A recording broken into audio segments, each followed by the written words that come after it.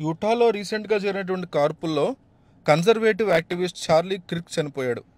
కిర్క్ని America అధ్యక్షుడు Donald ట్రంప్కి అత్యంత సన్నిహితుడిగా చెప్తారు.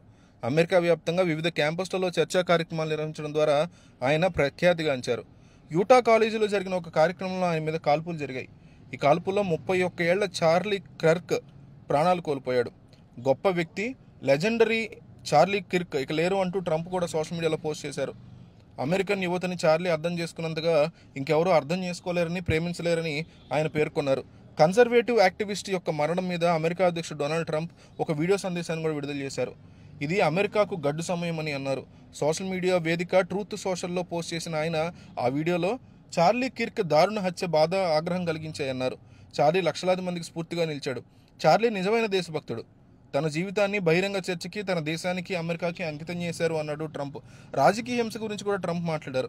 ఇందుకు కారణమైన ఏ ఒక్కరిని తమ ప్రభుత్వం విడిచిపెట్టదని, ఇతర రాజకీయ హింసాత్మక ఘటనలో పాల్గొన్న వారికి కూడా వదిలిపెట్టబోమని అన్నారు.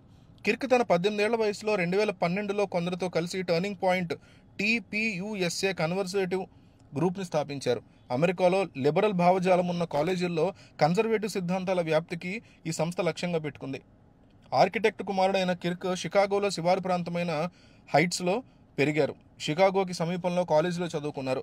రాజకీయాల్లో అత్యంత చురుకైనటువంటి పాత్ర పోషించడం కోసం ఆయన చదువుని ఆపేశారు. అమెరికాలోని ప్రముఖ మిలిటరీ అకాడమీ అయిన వెస్ట్ పాయింట్కి దరఖాస్తు చేస్తున్నారు, కానీ అందులో సఫలం కాలేదు. పోస్ట్ మోడర్నిజం వంటి అంశాల మీద విద్యార్థులు, విద్యావేత్తలతో చర్చల్లో పాల్గొన్నటువంటి సమయంలో తనకు డిగ్రీ లేకపోవడం గురించి కిర్క్ సరదాగా ప్రస్తావించేవారు. 2012లో అధ్యక్షుడు బారక్ ఒబామా రెండోసారి ఎన్నికైన తర్వాత TPUSAలో ఆయన మరింత కీలకంగా మారారు. విద్యార్థులు సమీకరించిన ఆర్థిక బాధ్యత, స్వేచ్ఛా మార్కెట్లు, పరిమిత ప్రభుత్వం వంటి వాటిని ప్రోత్సహించడం, లాభాపేక్ష లేని ఈ సంస్థ లక్ష్యం. TPUSAకి ఇప్పుడు 850 పైగా కాలేజీల్లో శాఖలు ఉన్నాయంటే అర్థం చేసుకోవచ్చు. చార్లీ కిర్క్ మొదటి నుంచి కూడా turning point USA youth organization CEOగా, సహ వ్యవస్థాపకుడిగా ఉన్నారు. ట్రంప్ చేపట్టిన రైట్ రిపబ్లికన్ ఉద్యమానికి తన బలమైన మద్దతుదారు. అనర్గళంగా మాట్లాడి యువతరాన్ని ఆకట్టుకోవడంలో దిట్ట. అతడికి సామాజిక మాధ్యమాల్లో లక్షలాది మంది ఫాలోవర్లు ఉన్నారు.